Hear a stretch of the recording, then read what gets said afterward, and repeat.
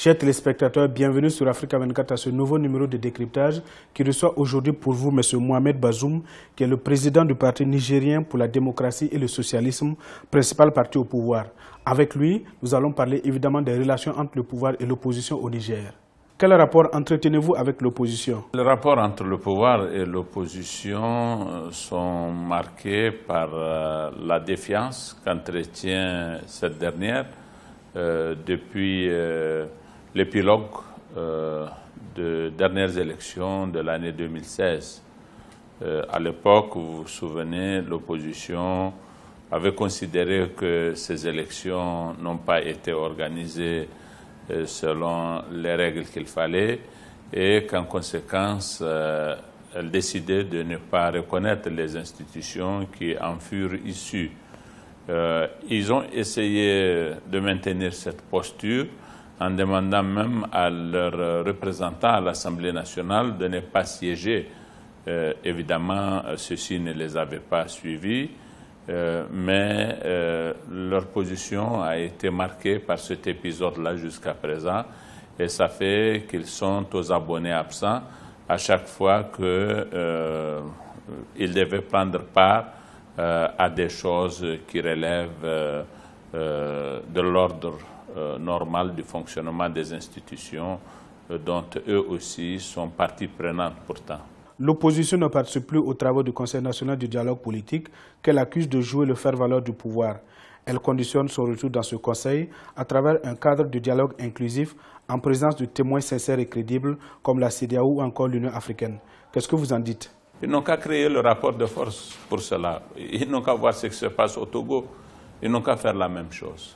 Mais par leurs incantations actuelles, personne ne va leur faire la fleur de considérer qu'il y a une crise et les appeler à une table et ameuter la communauté internationale pour considérer qu'il y a des choses à revoir dans le fonctionnement des institutions du Niger. Une commission nationale électorale indépendante sans opposition, comment va-t-elle fonctionner?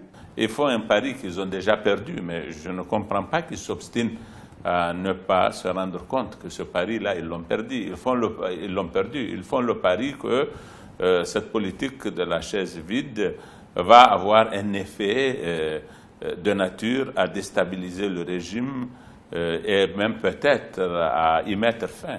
Mais pour cela, je pense qu'ils ont d'abord à agir, à créer un rapport de force, mais ce n'est pas par des communiqués épisodiques comme ça qu'ils peuvent réussir cette entreprise qu'ils n'envisagent que dans leur esprit, mais pour laquelle ils ne sont pas prêts à consentir le moindre sacrifice et pour laquelle les populations ne sont pas prêtes à les accompagner non plus. Les élections municipales n'ont toujours pas été organisées depuis 2016. Quelle réponse apportez-vous aux multiples reports de ces élections? On leur répond que nous n'avons pas, au sortir du cycle électoral de l'année 2016, nous n'avions pas assez de ressources pour organiser ces élections-là. Le programme qui a été fait les a relégués en dernière position et nous avons pris en charge toutes les élections. Elles nous ont coûté très cher. Et au moment où nous devrions organiser ces élections, nous n'avions pas les ressources.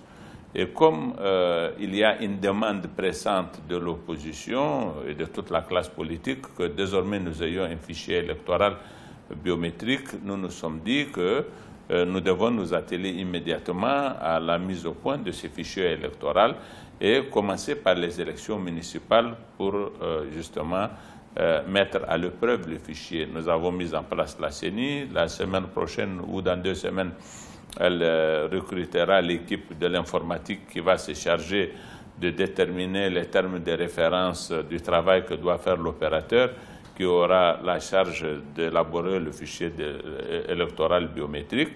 Et un planning est fait pour que nous commencions par les élections municipales. Les élections municipales ne sont pas un grand enjeu pour que nous n'ayons pas à les faire pour des raisons politiciennes. Non, si vraiment nous ne sommes mus que par des motivations politiciennes, ce ne serait pas cette élection que nous n'aurions pas organisée. Une certaine opinion vous accuse de diviser l'opposition. Qu'est-ce que vous en dites? Je n'en sais rien. En tout cas, moi, je suis resté dans l'opposition. Notre parti est resté dans l'opposition pendant 15 années d'affilée. Personne n'aurait jamais envisagé de nous décimer et nous n'aurions jamais accusé personne de vouloir le faire parce que tout simplement, ça ne s'envisagerait même pas. Aucun parti et aucun régime n'aurait été capable de nous ébranler. Et nous sommes surpris que des opposants nous fassent ce procès-là.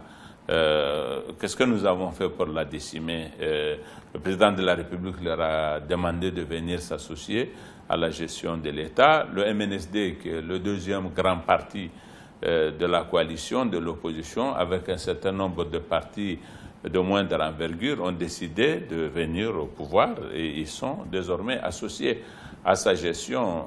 Le peu qui reste des partis de l'opposition, je ne vois pas quel intérêt nous aurions, nous, à les décimer.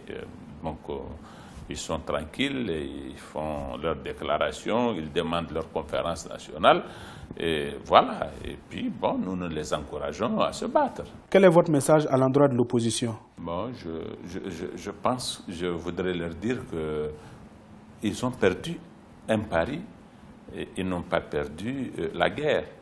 Ils reviennent, puisque c'est eux qui se préoccupent de ce qu'ils ne soient pas au CNDP et à la CENI. Nous, on ne s'en préoccupe même pas, outre mesure, pour être honnête.